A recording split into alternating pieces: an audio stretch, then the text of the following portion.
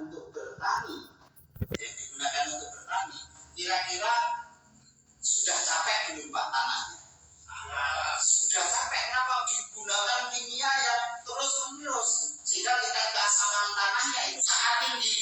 Ketika keasaman tanahnya tinggi, itu akan ditanami, itu akan banyak kendala, banyak masalah. Nah, maka perlu kita benahi. Kita memiliki satu produk pembenang tanah.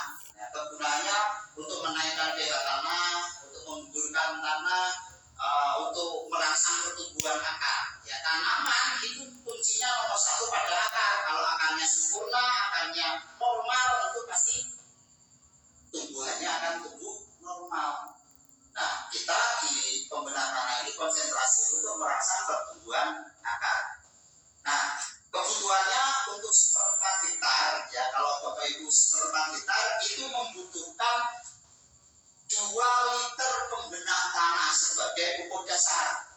Jadi proses ketika penggunaannya, ini cara penggunaannya, diadoni dulu 1 liter pembenang tanah dicampur dengan NPK, karena di KSN juga mengeluarkan NPK cair, 1 botol itu kurang setengah liter, jadi 1 liter pembenang tanah ditambah dengan 1 botol NPK ditambah air secukupnya. Ya, secukupnya bisa 10 liter, bisa 20 liter. Itu untuk 1 liternya. Kebutuhannya dalam 1/4 hektar itu 2 liter.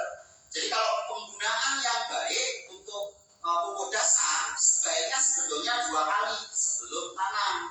Pada saat dibajak pertama itu disemprot, ini adonan ini disemprotkan, dihabiskan, diratakan untuk lahan 1/4 hektar.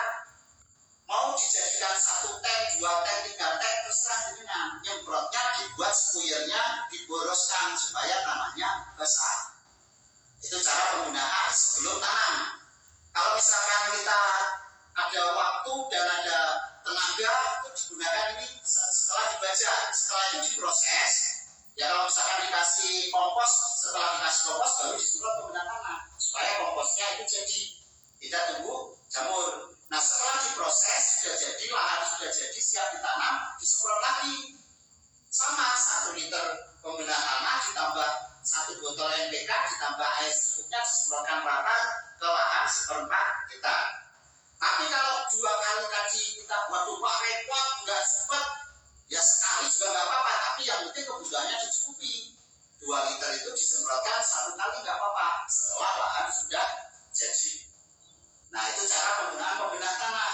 Nanti ketika tanah jenengan sudah semprot pembenang tanah, ditanami tanaman apapun itu tumbuhnya cepat, perakarannya cepat sekali. Nanti sama boleh cek kalau sudah ditanam misalkan singkong 5 hari atau seminggu sama dibongkar akarnya, nanti dibandingkan dengan tanamannya yang menggunakan pupuk kimia dengan yang menggunakan KSN, nanti dilihat akarnya perbedaannya seperti apa.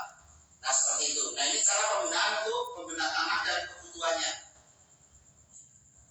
Oke, berikutnya ini ada pupuk pemicu pertumbuhan. Jadi untuk memicu pertumbuhan dan pembuahan, karena di KSN ini bahan-bahan yang kita gunakan untuk membuat pupuk ini kandungan kalsiumnya sangat tinggi, ya sehingga untuk pembuahan juga sangat bagus. Jadi kita sudah tidak lagi menggunakan perangsang buah, di dalam sini sudah dilengkapi dengan semuanya. Nah sama dengan pemicu pertumbuhan, cara penggunaannya kebutuhannya 1/4 hektar itu 1 liter sampai panen. Nah cara penggunaannya 1 liter pemicu pertumbuhan ditambah dengan 1 botol NPK ditambahi air 20 liter itu jadi adonan. Jadi adonannya kurang lebih 21 liter, kurang lebihnya. Bisa sampai 25 boleh, ya kurang dari 20 boleh, nggak usah terlalu saklek. Ya di situ ya, jangan terlalu harus seperti itu gitu enggak. Nah kurang lebih standarnya ini. Jadi adonan kurang lebih 20 sampai 25 liter. Itu sebaiknya diwadahi degen tertutup.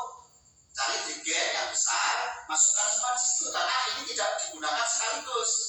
Nah, cara penggunaannya setelah diadoni ya untuk tanaman sayur-sayuran. Karena kita menanam sayur-sayuran. Kalau untuk tanaman sayur-sayuran itu 1 gelas, setengah gelas sampai 1 gelas untuk 1 tank dari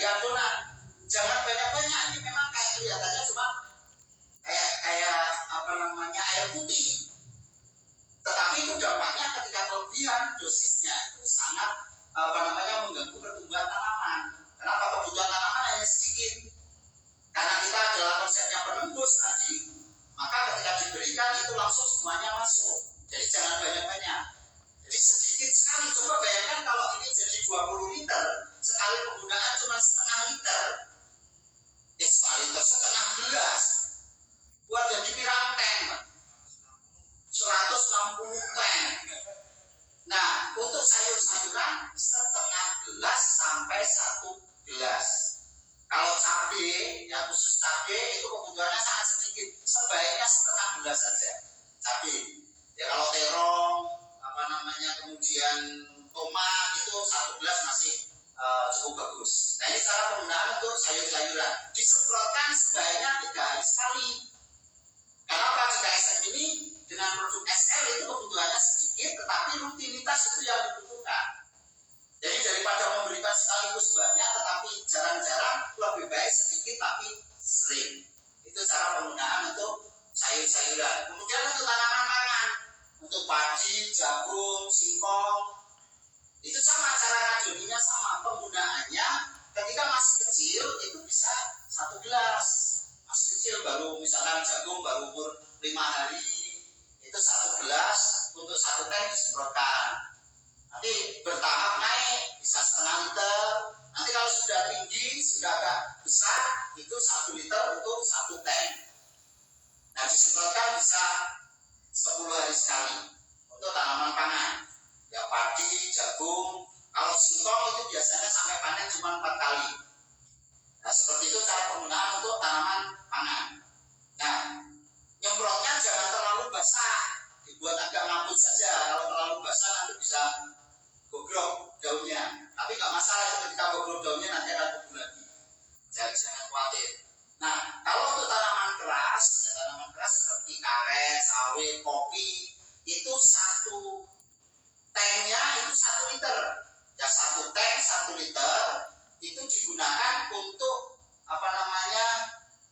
untuk tanaman keras itu 15 sampai 20 batang. Kalau karet, kopi itu bisa 15 sampai 20 batang. Tetapi kalau sawit itu 1 tank itu untuk 5 batang, maksimalnya hanya 10 batang. Ya pembenatanannya disemprotkan ke tanahnya, kan sudah ada tanamannya misalkan seperti itu, dibuat adonan seperti tadi, disemprotkan ke tanahnya. Kemudian pemicu pertumbuhannya kalau masih kecil bisa disemprot ke batang dan daunnya disemprotkan. Kalau sudah tinggi nggak bisa disemprotkan ke atas, di tanahnya juga nggak apa-apa, itu sama-sama sudah berfungsi. Seperti itu. Jadi baik pembenahan tanah maupun pemicu pertumbuhan untuk tanaman keras itu bisa disemprotkan di sekelilingnya saja, tetapi dibersihkan, jangan banyak pupuknya di situ, karena dia harus jatuh ke tanah. Seperti itu. Nah ini cara penggunaan untuk pemicu pertumbuhan. Kebutuhannya 1 liter untuk 1/4 hektar sampai panen. Jadi adonan yang sudah dibuat tadi yang penting disimpan di tempat yang tertutup, itu bisa digunakan sampai 1 tahun pun bisa digunakan. Nah ini cara penggunaan untuk pemicu pertumbuhan. Dan kita juga punya nutrisi untuk hewan, ya bisa untuk ikan. Ini ada nutrisi 1. Nutrisi 1 ini pembenah air khusus untuk ikan. Kalau kita melihara ikan, melihara udang, itu di airnya. Jadi cara penggunaannya untuk kebutuhan sama 1/4 hektar itu membutuhkan 2 liter. Ya 2 liter ditaburkan ke air sebelum ada ikannya atau sebelum ada udangnya. Kebutuhannya 1/4 hektar 2 liter. Langsung ditaburkan saja secara merata. Nah ini untuk nutrisi 1 pembenah air. Oke, kebutuhannya sama dengan di pertanian, aplikasinya seperti yang kami jelaskan. Kemudian ini ada nutrisi 2. Nutrisi 2 ini untuk hewan, ya bisa untuk ikan, bisa untuk udang, bisa untuk sapi, bisa untuk kambing dan sebagainya. Cara penggunaannya diadoni dulu. 1 liter nutrisi dicampur dengan 20 liter air. Jadi 1 liter campur dengan 20 liter air, masukkan ke tigen. Nah nanti digunakan 1 gelas adonan itu dicampur dengan 10 sampai 15 liter air. Jadi 1 gelas adonan dicampur dengan 10 sampai 15 liter air, itu bisa diminumkan ke ternak kita, juga bisa dicampurkan ke pakannya. Mirip kan? Ya, 1 gelas. Nah itu dibuat, kalau misalkan untuk ayam itu bisa dikasihkan di makannya. Ya kalau untuk sapi bisa dimakannya, bisa untuk minumnya. Kalau untuk ayam itu di minumannya. Kalau ayam biasanya di minumannya. Nah itu nggak harus setiap hari, bisa 3 hari sekali, bisa seminggu sekali, sama kayak di tanaman.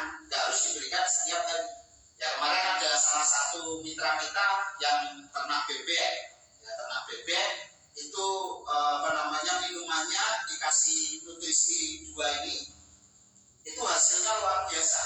Ya, hasilnya luar biasa. Telurnya naik terus. Kemarin di BSM dikirimi 2 karpet. Terima kasih untuk Mas Edi. Ya, Mas Edi yang sudah ternak bebek, hasilnya luar biasa. Oke. Nah, ini bagaimana cara mendapatkan pupuknya? Ada yang tertarik untuk bertani tanpa racun? Baik yang ada di kantor pusat atau ada yang di luar kantor pusat? Ada yang membutuhkan pupuknya? Oke. Bagaimana cara mendapatkan pupuknya? Nah, dan bagaimana cara mengikuti program bertani tanpa racun? Caranya bagaimana? Bergabung menjadi keanggotaan koperasi KSM. Karena KSM ini tidak dagang pupuk. Kita tidak menjual pupuk ini di free market, tidak ada di kios manapun. Karena konsep koperasi KSM adalah membina petani yang mau bertani tanpa racun. Yang nggak mau ya nggak apa-apa. Yang masih senang dengan kimia, dengan pestisida silakan. Tetapi yang mau bertani tanpa racun, monggo bersama kami bergabung menjadi keanggotaan koperasi KSM. Karena kalau tidak bergabung menjadi anggota koperasi, kita tidak bisa membina. Dan Anda dimanapun di seluruh Nusantara, baik di Pulau Jawa, Sumatera, di Kalimantan dan sebagainya, itu bisa bergabung menjadi keanggotaan koperasi KSM. Nah, cara bergabungnya gimana?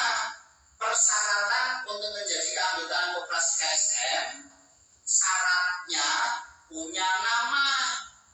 Ingat gak namanya? Nama dan alamatnya. Gak harus pakai KTP enggak. Yang penting masih ingat namanya. Ya, sesuai dengan KTP. Yang kedua, punya nomor HP. Yang punya nomor HP, gak punya juga gak apa-apa, boleh. Gak punya nomor HP juga boleh. Tapi saat ini rata-rata punya nomor HP khususnya WA. Karena informasi nanti semuanya lewat WA. Yang ketiga, nomor rekening. Jadi punya nomor rekening. Kalau belum punya nanti bisa nyusul. Kenapa Pak kok harus ada rekening? Karena nanti akan ada bagi hasil. Mau nggak diberi bagi hasilnya? Mau. Kalau mau silakan daftar menjadi keanggotaan koperasi KSM. Nah, terus setelah melengkapi persyaratannya, apa yang harus dilakukan? Belanja membeli pupuk tadi yang sudah saya terangkan tadi, pupuk organik SR sebanyak 6 liter dengan nilai Rp600.000. Wajib 600, nggak boleh kurang dari 600. Itu untuk bergabung.